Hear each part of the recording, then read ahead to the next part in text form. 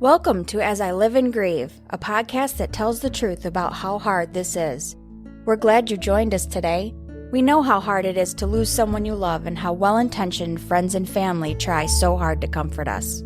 We created this podcast to provide you with comfort, knowledge, and support. We are grief advocates, not professionals, not licensed therapists. We are you. Hi, everyone. Welcome back again to As I Live and Grieve. How's your week going? Mine's going pretty good. You know, those little twists and turns I think I mentioned on the last episode, they're still happening, but you know what? I've kind of learned to adapt. My flexibility sometimes amazes even myself. And today's no different. Another great guest. You're just going to love listening to Holly Bertone. Holly, thanks for joining me today. Kathy, thank you so much for having me on the show. And it's such an honor to be here and to connect with your listeners. Oh, thank you so much. I'm delighted to not only meet you myself and to hear what you have to say, but to offer your insight and your perspective today to our numerous listeners out there, literally sprinkled around the world. So let's get started.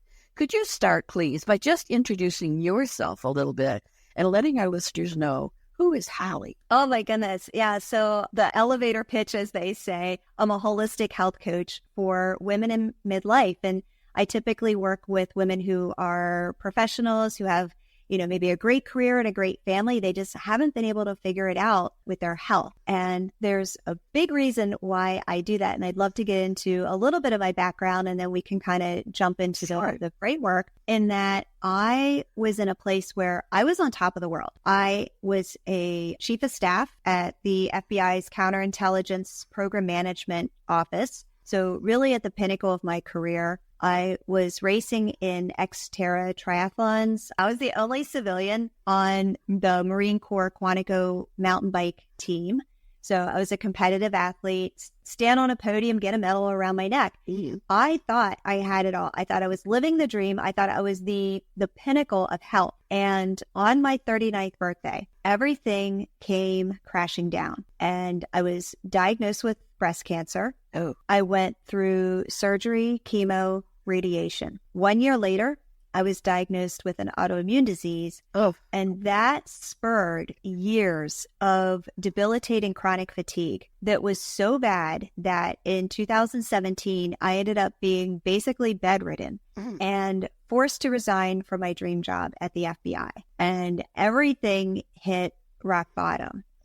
And I developed this framework when I decided to pick myself up out of that hole. And I really want to talk about that from the place of not just health, because I work in more preventative health, but also the intersection of health and grief. Because I think what happens is that, and I can share my own personal experience with grief, there's grief, the loss of a loved one. Right. And there's grief, the loss of your identity. Yes. The loss of what's important to you in life. From my perspective, my personal grief was when my mother had a chronic illness her entire life. So there was a lot of times we didn't think she was going to make it. And, that last call and, when she passed, I was with my father for a couple weeks helping him out. And then he came back home. So we were a couple states away from each other. So he came back home to our house. I was married at the time, had a stepson. And 2 days after he left, so this is about, 3 weeks, 4 weeks out at this point. Right. I had not had a chance to grieve. I put my grief on hold so that I could take care of my father. Right. They had been together since second grade. They had been together forever. So I really wanted to make sure that I was in that space to take care of him. Sure. So I put my grief on hold. And the second I was ready to be like, okay, Holly, you can start grieving now, because I know I needed to. And I'm not going to get into specific details, but we had a blended family event, let's just call it that hijacked my grief for yet another month. Oh, wow. And so that was a big learning lesson for me, is that you can't really turn on and off your emotions. No. But I think we just rise to the occasion when we need to. And, and I think especially as women, we take care of the people we take care of, and we kind of put ourselves to the back burner. And I'd like to address the other side of that grief, and that's the loss of identity. Right. And the loss. So for me, my entire identity was being wrapped up around being, working for the FBI. I mean, there's huge, just what it felt like to work for such a prestigious organization. And nowadays, people have their positives or negatives. Yes. But at the time, there was so much pride in working for them and for being in such a high esteem. Certainly. And to have lost that, to barely be able to get out of bed. I was a competitive athlete. I barely take care of my family, to be able to lose that identity as a wife and stepmother. So, I was down to that place of nothing. Yeah. And then most recently, just under 2 years ago, my ex and I got divorced. So going through that grieving process too, in terms of, not losing a spouse from death, but losing a spouse from divorce. Right. Loss after loss after loss after loss after loss. Layer on layer on layer of grief. Oh my goodness. Now, in your bio, in your material that was sent to me, was one of my favorite words, and that word is comeback. Now, I want to first point out and remind our listeners that today, especially in Holly's conversation, I want you to pay attention and think of grief. Don't necessarily think of it as that loss of your loved one, but think of it also as every single thing you may have lost in life. Maybe from the time you were a toddler and lost your favorite stuffed animal. Even toddlers can grieve. It starts at a very young age, and I am a firm believer in that every single person on this earth is grieving some loss currently. Now, whether it's a devastating type of grief or not, that doesn't matter. But we're all dealing with grief all the time. And yes, it does tie into our health. So I can't wait to hear more, Holly. I'm going to throw just one more thing I noticed on your website, I believe it was. I saw a comment, your struggle is your strength. And you just demonstrated that in your story, that despite everything you were going through, all those losses, all those layers of grief, that was your strength. You came back. So you start, floor is yours. Tell us, how can we do that? Oh my goodness, Kathy, you summed it up so brilliantly. And I love the way that you phrase that. And, kind of talking about the comeback and all of the losses that we've experienced. And the way that I like to think about a comeback is that we so often think of it as a big life event or a big life adversity. And especially the loss of a loved one is a big life event and a big life adversity. But it's also all of the little things that add up over time. Yeah. And I like to call this the base camp cycle, because when we think about a comeback, and I love the reference to the 80s movies. If you grew up in the 80s or you love the 80s movies, they always had this 3-minute comeback montage. And it's like Jennifer Beals is pulling up her leg warmers and Karate Kid's painting fence. There's always this like fun music, and then it's always the montage music, right? And it's like, oh yeah, you're like at the end, you're like all pumped up and you're ready to go. Right. Well, that's how we think that's how we've been programmed to view the comeback. And, we're like, okay, I've been through this event. And especially if you're listening, if you're like right in the throes of grief right now, you might not be ready, like experience the feels and experience the grief. But at whatever point you're like, okay, I'm ready to start kind of getting back on with things. Right. Right. And I want to make sure that's like perfectly clear. I'm not saying, grief and then move on. I'm saying there's a time and a place. So this is for when you are ready to move on. And you kind of get that, like, it almost starts in that gut, right? That like, I'm really going to do this. And you get excited.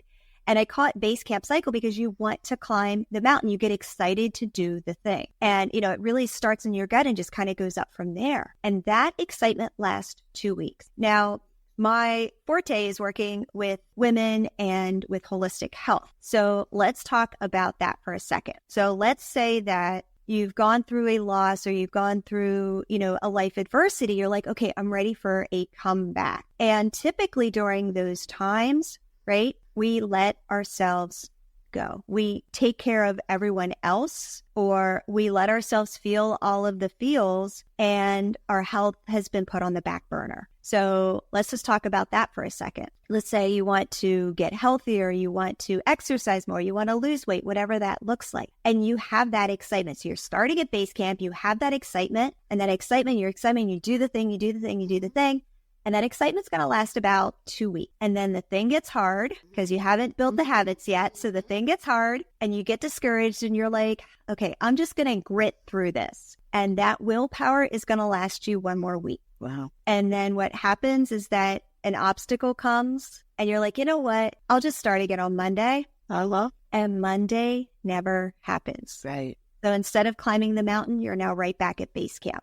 That's why I like to call it the base camp cycle. Boy, I've been there a number of times. Yeah. This is why they say 92% of New Year's resolutions fail. But every time we say we're going to do the thing, it's like Groundhog Day with New Year's resolutions. It doesn't matter when it is, right? And actually, according to the CDC, I think they said over 50% of women are on a diet trying to lose weight at any given time. So this is something that is very consistent in our world today. And so we are now right back at base camp.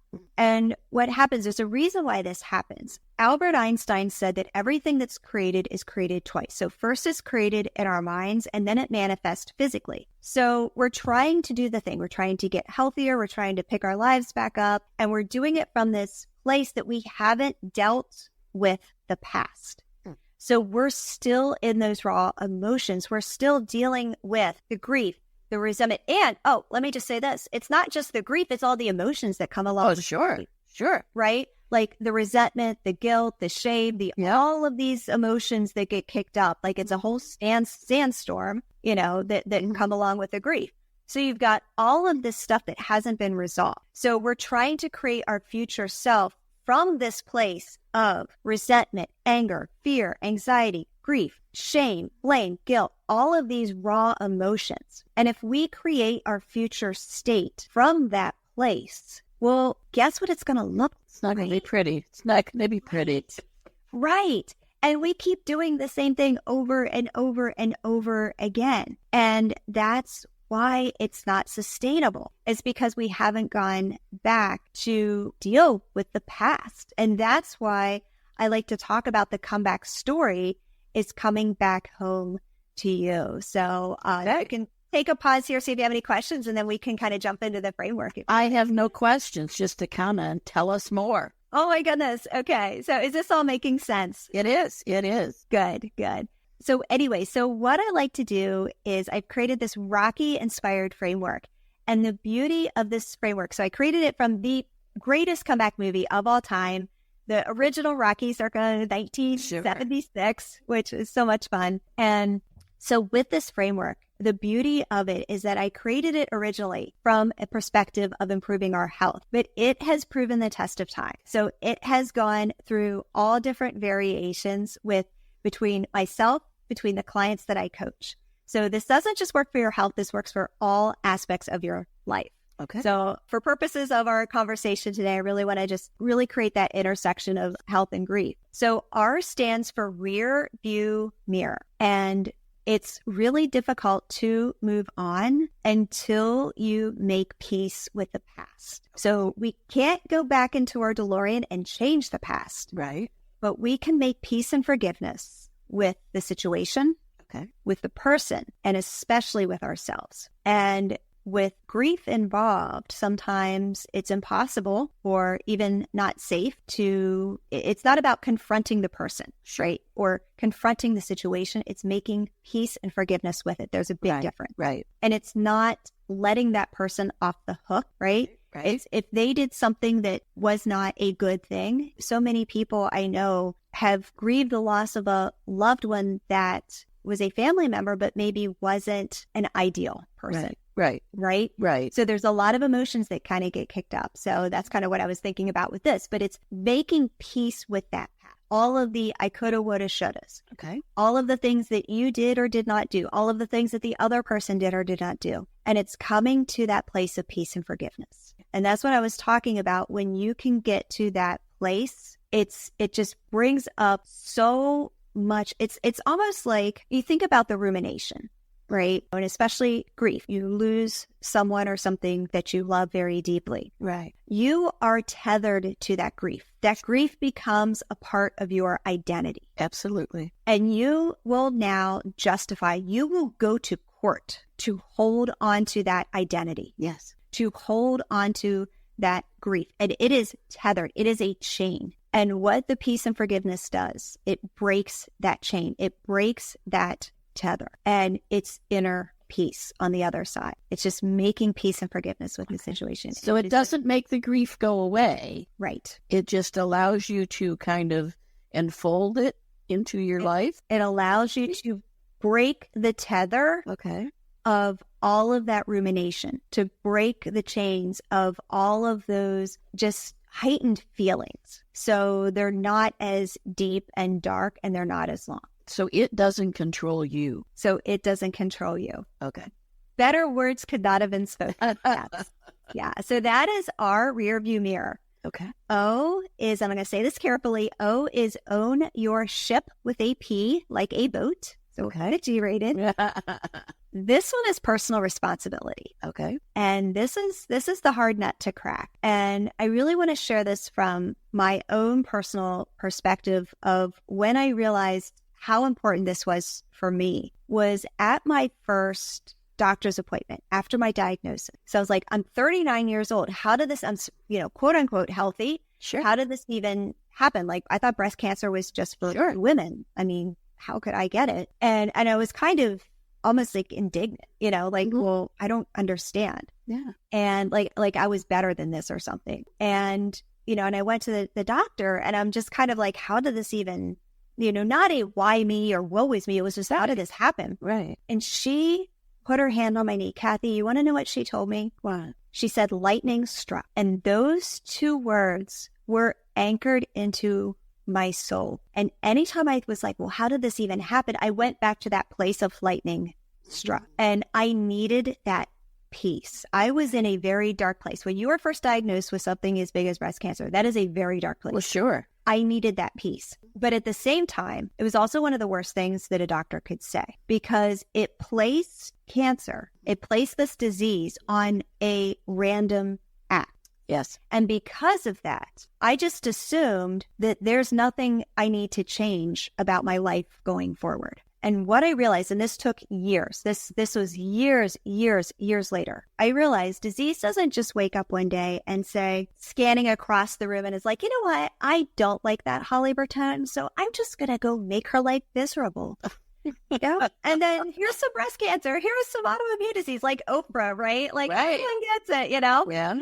No, disease is the accumulation of, and we're talking cancer, autoimmune disease, heart disease, diabetes, right? Like, all of these diseases are the end state of chronic inflammation. Yeah. And it's chronic inflammation of consumption. And when I say consumption, I mean the foods that we eat, the drinks that we drink, the environment that we surround ourselves with, the traumas that we continue to consume that we haven't let go of our past, the people that we surround ourselves with, right? And it's just, there's 100 different factors. Some of them are random. Some of them we can't control, but a lot of them we can. Right. And when I realized I have agency over my life, that was the day that changed my life forever. And it wasn't like it was some big bright light coming down from the sky. And I just woke up and I was like, I'm not okay like this. And I don't know how to fix it. I have no clue where to even start, but I'm on a mission to figure this out. And the day that I took personal responsibility for my life is the day that changed everything for me. Wow.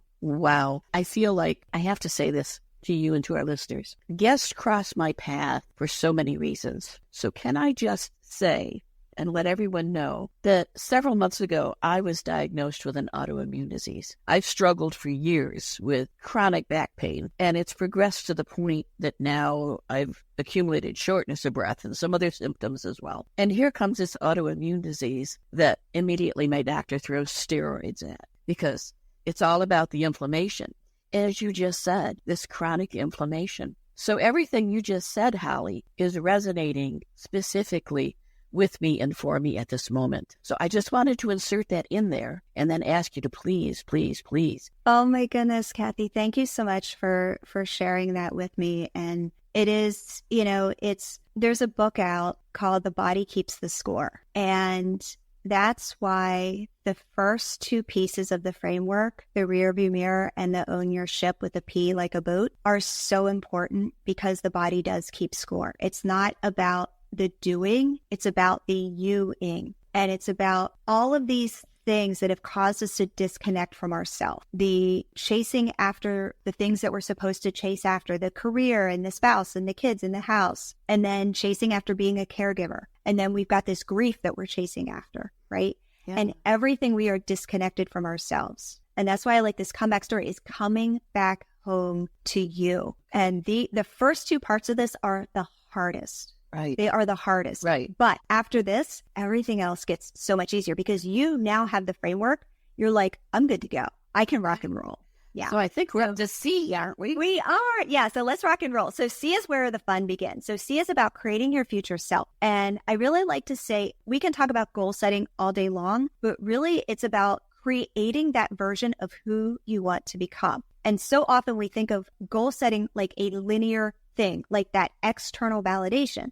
Mm-hmm. I want more energy, or I want to lose 20, 30, 40 pounds, versus I want to be able to do the things that I can do without my body telling me otherwise. Yes. Right? Or I want to eat healthy, nutritious foods that fuel my body, that give me optimal metabolic health, right? And looking at from that place, and also realizing that this is a journey. It took us years to get to this place, so it's going to take time. It's not a quick fix. Right. Like, I mean, we're in the summer. Like, everyone's talking about summer bods on Instagram, and I'm like, ew, gross. Let's talk about, I'm 52 years old. I want to talk about how I'm going to be living my life in the next 10, 20, 30, 40 years. I want to talk about what my life is going to look like when I'm in my 80s. Right. And how vibrant and healthy I'm going to be. That, to me, that's what gets me out of bed every day. Absolutely. It's not the summer bod. It's not looking cute in my jeans. Oh, no.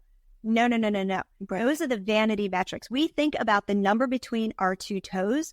That number means nothing. I was 110 pounds soaking wet, and I had the absolute worst metabolic health. So I am living proof that it is not the number between your toes. It is about metabolic health and really creating this lifestyle that will propel you in years to come. So that is C, create your future self. K is keep the vision, not the view. Ooh. And I love this because there is a 100% chance, and no one has ever proven me wrong, a 100% chance that when you're on this journey, that the obstacles are going to happen. Mm-hmm. Life is always going to life. They're always going to happen on a daily basis if we let them. So it's not about removing the obstacles. It's not about removing the stress. It's about changing your relationship with the stress and these obstacles so that they don't hijack your life. Right? I mean, and we can talk about nutrition and movement all day long, which I love to do. But at the same time, if you're not addressing the stress in your life, if that stress is continuing to hijack your life, you're going to see minimal results at best. Right. You know, when we talk about grief, we're in this heightened state. There's the autonomic nervous system has the sympathetic, the parasympathetic. The sympathetic is your stress state. Your parasympathetic is your peace state. 30-second tutorial. It goes much deeper than that. But when we're in that stress state, we have an increased cortisol. And it's almost like it becomes this magnet, right, for the stress. But when we can make that flip, we can make the switch. Mm-hmm. And when we can live in a state of not letting all of those obstacles affect us, we can shift from that sympathetic stress state to the parasympathetic peace state.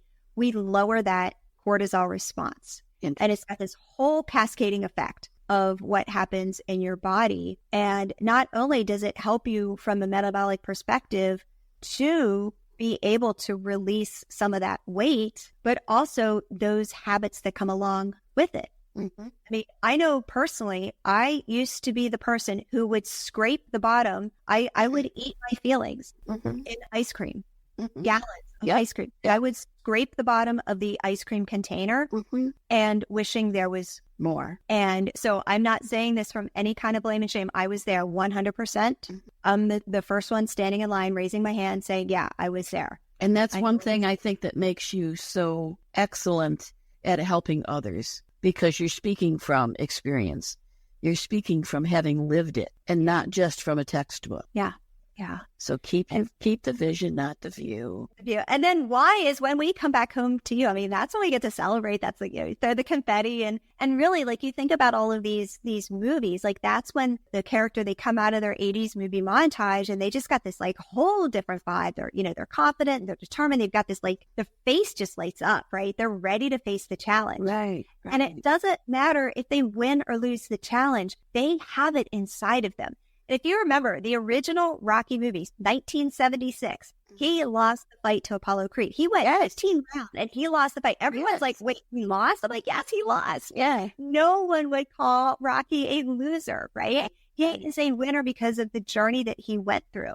And that's when we can realize, like, I used to be so disassociated. I used to be so triggered by all of this stuff around me. I used to have all of this external validation, right? And placing all of this stuff on everything around me. And when you come back home to you, like, you have this inside of you. And really, I was talking to one of my clients the other day. It's like we have a coin. And on one side of the coin is all of those past stories, triggers, limiting beliefs, all of these things that kind of cause this negativity inside of us. Right. But this also makes us who we are. Right. And when we can flip that coin around. So, and on that negative side is all of the stuff that drains us, right? It just completely drains us. So, but we can flip that around, that exact same coin, that becomes our superpower. And that's what coming back home to you is all about, is finding that superpower within. It's taking all of these stories and beliefs and triggers and habits, traumas and grief and everything like that is weighing us down, and it's turning it around. It's becoming a superpower. We find this gift inside of us that lifts us up, and we now operate from a totally different frequency. We operate at a totally different level of empowerment and confidence, and that's what coming back home to you is all about. Wow. Okay. Yeah, the end. But it's not. It could be the beginning. The beginning. Exactly. It is the beginning. Yeah. So one comment from a personal aspect again. I am probably one of the world's worst people at getting past letter O, because as soon as something becomes difficult, I find so many ways to talk myself out of doing it. Oh, we go to court. And we do. It's what we do. Yeah. And that is why at this point in my life, and for listeners who don't know, I'm 73. Okay. At this point in my life, I am now faced with the reality of all of those failed attempts. So what little piece or somewhat big piece of hope, encouragement can you offer someone like me who has struggled with that in the past? Is it still possible to break through that? It is. First of all, you are never too old to start. Like, I mean, I've seen so many stories of women in their, 70s and 80s who have decided, you know what, I am ready to turn this around. So it's never too late to start over. And I'm not saying start over, but just to make your comeback. Yeah. You can start today. And, and the other piece of this too, I think, is that two things that I want to address, so what you brought up. Number one, and I just touched on this, is we have these identities and we go to court. Our brain wants to keep us safe. Our brain keeps us in homeostasis. So we go to court. Our brain is lawyered up. They've got their little suitcase and they are in court arguing for all of those limitations. And that is their job. It's like, what was that? You can't handle the truth, right? Like that is our brain going to court. And it is our job. And that's why everyone wants to start at the doing. Everyone wants to start at the doing, but that's why that's what separates the women who continue to struggle from the women who get to see results. Right. Is that going backwards first. It's that you-ing before the doing. And that responsibility is what trips everyone up. In fact, I just had a conversation with someone yesterday. And I mean, she went to court arguing her limitations. And I was like, I can't fix you. This is something that you need to have a conversation with yourself and to figure out, what are you going to argue for? We can either argue for our limitations or we can argue for our future self. And that was me. I marinated for, months and months and months in my own misery before I decided that I wanted to start arguing for my future self. And that's really all that it is. It's like you just change your client. Yeah. Instead of your limitations, your client is now your future self. Yeah. And every day you wake up, like for me, I look forward to a healthy, nutritious breakfast. I look forward to exercising and having movement, whatever that looks like. If it's raining outside, I'm like, okay, I'll call a friend and walk around the house and, talk for 30 minutes and talk and walk. Yeah. Or I've got this tiny little treadmill under my desk. Like I'll maybe walk on that, or I'll do some weightlifting. I mean, I have like just a tiny little spot in my house. It's not even big, and I've got weight. Yeah. And so it doesn't have to be this whole big thing, but it's really just changing your client in court from arguing for your limitations to arguing for your future self. Yeah. I'm going to be very bold, and I'm going to make a three-pronged approach here. First, deal with the past, take a deep breath in the present, and then focus on the future. I love that. And well, you can have it. I don't know. The words just came to me because, Holly, you inspire hope. You inspire me to think that, okay, maybe I need to take a different approach. Maybe I don't need to look for the specialist, the next medication that they prescribe. Maybe I need to take ownership of this myself. Maybe I'm approaching it in the wrong way. So I'm going to do some deep introspection. Sadly, our time is winding down. So I just want to kind of sum it up, and then I want to give you a chance to speak directly to our listeners as well. But first, I just want to say that for me personally, and I know you listen to this podcast every week, my dear, dear listeners, and I so appreciate it. But I can't begin to tell you how much the podcast and every single guest has done for me personally, and how much also that knowing that you are out there listening in your grief or trying to support someone you know who's grieving, you take the time to listen in and get all these little tidbits and everything. That does so much for me as well, because it makes me feel that I've got this huge, huge network of people that care about what happens, not only to me, but to themselves. So we have this huge opportunity. And lest you think that the Rocky method of comeback is not connected to grief, you couldn't be more wrong. One of the things I love doing with the podcast is to offer such diverse topics that are in the tiniest little bit maybe connected to grief, because it is connected 100% to those symptoms that we all experience in our grief, whether, again, it's loss of a loved one or loss of a lifestyle, a relationship, a job, a future, whatever. And we have not only one particular grief we may be focusing on at the moment, but we have all these other layers of complexity as well. Okay, I'm going to put my soapbox away, and I'm going to say, Holly, this is your chance to speak directly to our listeners. Let them know how they can get in touch with you. Let them know what you have to offer them. I think you mentioned to me that you have something special for our listeners. The microphone is yours. Oh my goodness. Kathy, you summed that up so brilliantly, and just with so much heart of, how really like our grief and our health and this comeback is so intertwined and interconnected. And for you listening, if this really spoke to you, if you are really kind of like, oh, I kind of dig this Rocky inspired framework, I have a free podcast series. It's a private podcast series, totally free. And we actually do a deep dive into all 5 aspects of the Rocky framework. So you can walk away with your very own framework to begin your comeback story. And that's at podcastholly.com. If you forget the URL, you're like, what was that podcast Holly was talking about? That's exactly it. It's podcastholly.com. And then come say hello. I hang out and I play on Instagram. It's pretty much the platform that I hang out. And I answer all of my DMs. It's holly.bertone. And just come say hello over there. Let me know that you heard this on the podcast here. And say hello. Let me know what you think. Thank you for that. Of course, as always, we will put that information, how to reach you and how to get to those podcasts, in the podcast notes. And it will also be available on our website for those that don't listen to the podcast on an app. So that will be available. And as always, listeners, you know that if you're looking for something and can't find it, you can always reach out to me and I will make that connection for you. I will make it happen. So that being said, sadly, it's time to go again. But Holly, this has been amazing. And I just know that at some point I'm going to have you back, whether it's going to be to dive a little deeper into the comeback theory. And comeback, again, is connected to grief, because what do we always say? I want the life I had before. Now, we may not be able to replicate that life completely because there may be a big, big piece missing, but we can get close to it. We can, trust me, we can find happiness again.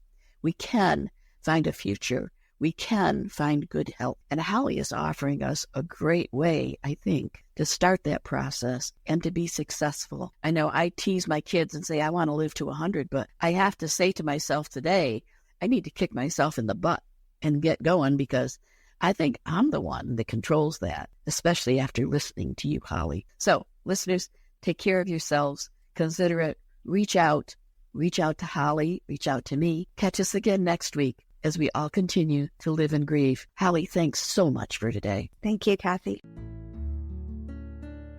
Thank you so much for listening with us today. Do you have a topic that you'd like us to cover, or do you have a question from one of our episodes? Please email us at info@asiliveandgrieve.com and let us know. We hope you will find a moment to leave a review, send an email, and share with others. Join us next time as we continue to live and grieve together.